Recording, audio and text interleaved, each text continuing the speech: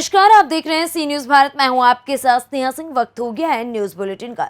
इस बुलेटिन में हम जानेंगे कहां ट्रेन के आगे कूदे प्रेमी प्रेमिका, मौके पर हुई प्रेमिका की मौत, कहां हिस्ट्री शीटर के अवैध निर्माण पर चला बाबा का बुलडोजर, कहां शांतिपूर्ण तरीके से संपन्न हुआ रामनवमी का पर्व। ऐसी तमाम खबरों पर विस्तार से करेंगे चर्चा। तो चलिए शुरू करते हैं खबरों का सिलसिला। मामला आगरा जनपद के थाना एतमादपुर क्षेत्र के मितावली गांव का है, जहां बीती रात एक प्रेमी प्रेमिका ट्रेन के आगे कूद गए, जिसमें मौके पर प्रेमिका की मौत हो गई। घायल प्रेमी को पुलिस ने एसएन भेजा, जहां प्रेमिका को पोस्टमार्टम गृह भेजा। प्रेमी अजय पुत्र तेज बहादुर, प्रेमिका निशा पुत्री मुकेश गांव मितावली का बताया जा रहा है। पारिवारिक जनों ने बताया कि नवरात्रों के चलते गाँव के ही समीप बना माता के मंदिर पर प्रोग्राम चल रहा था। दोनों जने वहीं थे। जब बीती रात 3 बजे तक घर नहीं पहुंचे, तब परिजनों ने तलाश करनी शुरू की। पुलिस प्रशासन द्वारा परिवार में कोहराम मच गया है। वहीं पुलिस प्रशासन जांच में जुटा हुआ है। नाम आपका? मंदिर कि ये क्या मामला हुआ है? हम तो यहाँ पे प्रोग्राम है रो माता पे, तो हम 11 बजे तक हम जगवा करे। 11 बजे के बाद हम सोए गए। ठीक। फिर हमें ऐसी 4 बजे 4:30 बजे मेरी आँख खुली, तो 4:30 बजे हमने कि साथ लैट्रिन करवे गई हुई ललिए भाई। तब तक डीजे बंद हो गया था? हाँ, डीजे बंद हो गया था। तब मेरी लैट्रिन करवे गई हुई, तो हमने देखी, तो फिर लैट्रिन आज थोड़ी सी देर रह गई, लौट के नहीं आई। फिर हमने तो देखी, ढूंढा, कोई हमें कम ही नहीं। हमें और तो हमने कच्ची देखा ना। आप मालूम पड़ा लड़का और आप ये रिश्तेदार भी हैं? अच्छा, हमें कोई मालूम ना करो, रिश्तेदार कोई लड़का ना मालूम करो। नहीं, जो लड़का है और वो उनका परिवार, आपका परिवार, रिश्तेदार है? हाँ है, रिश्तेदार है। मामा फूफी के बताए जा रहे हैं। हाँ हाँ जी, ऐसे ही नंद लगाती हैं। अच्छा, तो पहले से कोई जानकारी नहीं थी? हाँ, पहले तो मुझे कैसी जानकारी नहीं, जानकारी होती तो तने भूले में कागज पत्ते, कोई जानकारी नहीं। तो आपको सुबह कैसे मालूम पड़ी? हमें तो सुबह से ढूंढा डकोरी। नाम दियो। क्या मामला था, क्या घटना? कोई मामला ना, यहाँ से कल डीजे पीजे बजाते रहे, माता पे गए हुए, घर पे कोई पता नहीं किसी का कहाँ माल है। पहले से कोई नहीं, कोई सूचना नहीं है।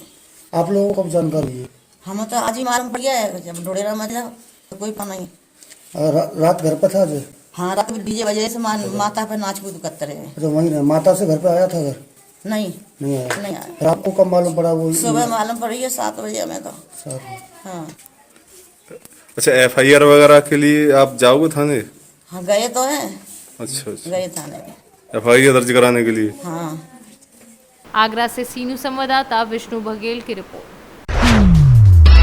आजमगढ़ जिले के तरवा थाना क्षेत्र के मुख्तार अंसारी गैंग के हिस्ट्री शीटर अनुज कन्नौजिया, जो 50,000 का इनामी है, उसके अवैध धन से चिरैया कोट बहलोलपुर गांव के पोखरे पर अवैध निर्माण को आजमगढ़ पुलिस अधीक्षक अनुराग आर्य ने मऊ पुलिस टीम की मदद से व आजमगढ़ पुलिस टीम की मदद से बाबा का बुलडोजर लगाकर आज ध्वस्त करवा दिया। IS 191 मुख्तार अंसारी गैंग के शार्प शूटर अनुज कन्नौजिया के अपराध से अर्जित ग्राम बहलोलपुर, थाना चिरैयाकोट, जनपद मऊ स्थित मकान के ध्वस्तीकरण की कार्रवाई आज जनपद मऊ प्रशासन व पुलिस के सहयोग से संपादित कराई गई है। यह अपराधी जनपद आजमगढ़ के थाना तरवा पर पंजीकृत 160/20 गैंगस्टर एक्ट का वांछित अपराधी है और इसके ऊपर 50,000 रुपये का पुरस्कार भी घोषित है। विवेचना के दौरान आईओ को यह जानकारी मिली कि इसके द्वारा ग्राम बहलोलपुर में पोखरे की ज़मीन पर अपराध से अर्जित धन के माध्यम से अवैध रूप से निर्माण कराया गया है, जिसकी रिपोर्ट जिलाधिकारी मऊ को प्रेषित की गई और उसके क्रम में आज यह कार्रवाई संपादित की गई है। जितने भी माफिया और गैंगस्टर अपराधी हैं, इनके विरुद्ध जनपद पुलिस की 14 गैंगस्टर एक्ट के तहत कार्रवाइयाँ आगे भी जारी रहेंगी। आजमगढ़ से सी न्यूज संवाददाता सीवी भास्कर की रिपोर्ट। चौपारण में प्रखंड मुख्यालय सहित पूरे प्रदेश में रामनवमी के त्योहार महावीरी झंडे जुलूस के साथ रविवार को देर रात शांतिपूर्वक संपन्न हुआ। जुलूस के दौरान कोई अप्रिय घटना की सूचना नहीं है। प्रखंड में कोरिया-डे एवं ताजपुर की जीवंत झांकी बजरंग टोला, चतरा मोड़, ब्लॉक मोड़, सिंगरा, पपरो, पिपरा एवं चाय कला की झांकी आकर्षण का केंद्र रही। झांकी में शामिल राम भक्त देर रात तक ताश पार्टी के धुन पर झूमते रहे। चप्पे चप्पे पर पुलिस प्रशासन मुस्तैद रही। जुलूस पर ड्रोन कैमरे से निगरानी भी की जा रही थी। चौपारण से सी न्यूज संवाददाता मुकेश कुमार सिंह की रिपोर्ट। हज 2022 पर संशय खत्म हो गया है। यात्रा होगी सीमित। दुनिया से मात्र 10 लाख लोग ही करेंगे हज। 65 साल से ज़्यादा के लोग नहीं कर सकेंगे इस बार भी हज। सऊदी सरकार ने आदेश जारी किए हैं। 2 साल से हज यात्रा कोविड-19 की वजह से रद्द 30 वर्ष थी उम्मीद होगी यात्रा, लेकिन संशय बना हुआ था। कल सऊदी सरकार ने इस पर विराम लगा दिया है। इस संबंध में हज सेवा समिति के उत्तर प्रदेश के महासचिव एवं यूपी हज कमेटी के चीफ मास्टर ट्रेनर मौलाना आलम मुस्तफ़ा याकूबी ने बताया कि हम सऊदी सरकार के निर्णय का स्वागत करते हैं कि भारत से जाने वाले हज यात्रियों को रमज़ान के पवित्र माह में ये खुशखबरी मिल गई, लेकिन उन बुजुर्गों को मायूसी होगी जिनकी उम्र 65 साल के ऊपर है। उनको सऊदी सरकार ने इजाज़त नहीं दी है। सऊदी सरकार ने अपने आदेश में कहा है कि दुनिया से आने वाले तमाम हज यात्री स्वास्थ्य संबंधी सावधानी बरतें और सऊदी उतरने के पूर्व कोरोना वैक्सीन जो सऊदी सरकार ने मान्य की है उसको लगवा कर आएं। देखिए, इस्लामिक सेंटर ने हज को लेकर ये प्रेस वार्ता रखी है। हज 2022 को लेकर सऊदी सरकार ने 9 तारीख को एक ख़ास तौर से एक ट्वीट करके एक सर्कुलर जारी किया और उस सर्कुलर में ये इजाज़त दी गई कि इस बार हज 2022 में 1 मिलियन यानी 10 लाख लोग हज करेंगे पूरी दुनिया से। जैसे ही ये ख़बर आई तो रमज़ान का पवित्र माह था और इस मुबारक मौके पर वो लोग जिन्होंने आवेदन कर रखा था, उस आवेदन करने वालों को जो एक बहुत दुविधा में थे कि कहीं सऊदी सरकार इस वर्ष भी हज को कैंसिल न कर दे, लेकिन जब ये ख़बर आई तो एक खुशी का माहौल बना।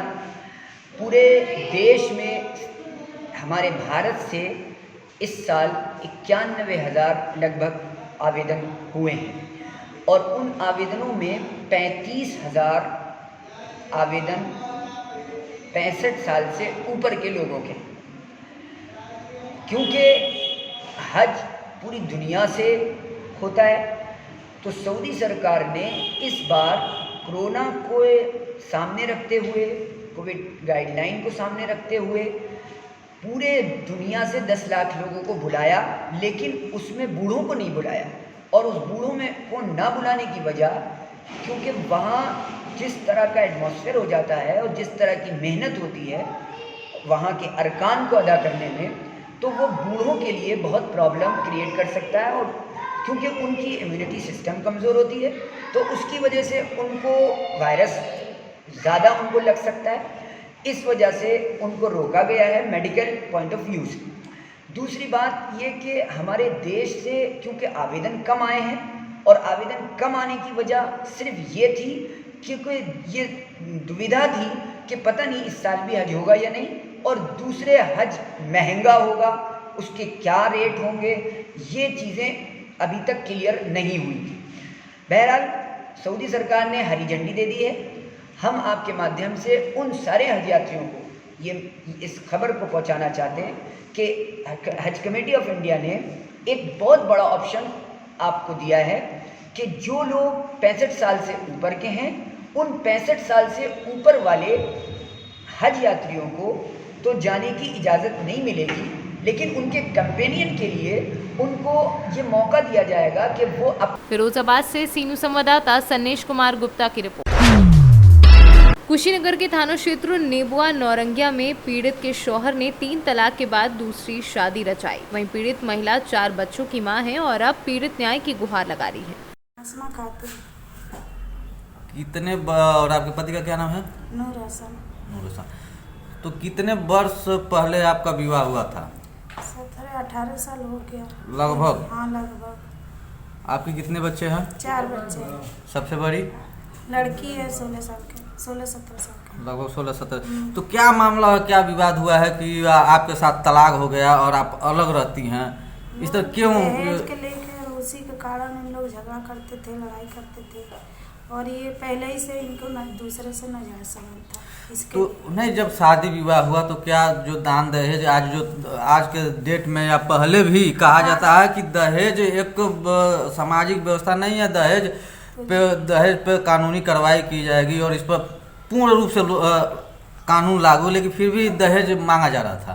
हाँ, फिर भी मांगा जा रहा था। और मेरे अब्बा को जो भी हुआ वो दहेज दिए और नगद भी दिए थे जो भी था। तो फिर ये भी एक सूचना मामला प्रकाश में आ रहा है कि कुछ दिन पहले वो सऊदी गए थे। हाँ, सऊदी रहते थे, आते थे जाते थे, फिर और कमाते थे। ये घर बनवाए, इसमें लेकर रहने लगे। इस वक्त हम आज प्रॉपर नौरंगिया में आपके घर हैं, तो ये घर उनका है, जिस घर में आप रह रहे हैं इसी घर में वो भी रहते थे पहले? हाँ, रहते थे। अब इस वक्त वो कहाँ रहते हैं? वो रामनगर मिश्रौली रह रहे हैं। किसके साथ रहते हैं? दूसरी शादी कर ली है उनके कितने साथ। साल पूर्व? 3-4 महीने पहले। 3-4 महीने पूर्व विवाह कर। तो एक घटना एक घटी थी जिसमें आपका एक प्रार्थना पत्र नेबुआ नौरंगिया थाना में पड़ा हुआ है कि 3-4 महीना पहले आपको यहाँ कर मारा पीटा गया। तो किस तरह की कार्रवाई उन्होंने किया था? क्यों मारा पीटा था आपको? बना के आए थे मेरे को जान से हत्या करने के लिए गुस्से में, और दरवाजे में बंद करके बहुत बुरे तरीके से मुझे मारे थे। तो मान लीजिए आपके बच्चे हैं, तो क्या इस संबंध में आप चाहती हैं कि कानूनी कार्रवाई हो? और एक मामला और भी है कि जो आपके 3 तलाक इस वक्त जो है इस सरकार में 3 तलाक पर पूर्ण रूप से कानूनी कार्रवाई की जा रही है, और 3 तलाक पर इन्होंने जो आपको तलाक दिया, क्या चाहती हैं कि आपके साथ जो अन्याय हुआ है आपको न्याय मिले? हाँ, न्याय चाहिए मुझे। तो ये जो मारना पीटने का जो कार्यक्रम चल रहा है, या आपके ऊपर हत्या का मामला जो चल रहा है, हत्या कर दी जाएगी, आपको ये संभावना बना रहता है, तो ये घर ये जमीन जायदाद के लिए होता है कि और कोई उनका मकसद है? ये घर जमीन के लिए कि घर छोड़ के भाग जाए, इसीलिए मेरे को ऐसा कर रहे हैं। नहीं, कभी ये आपने उनसे पूछा कि यदि मैं घर छोड़ के चली जाऊं तो क्या आप हमको छोड़ देंगे? वो तो बोलते हैं तू निकल जा, चली जा।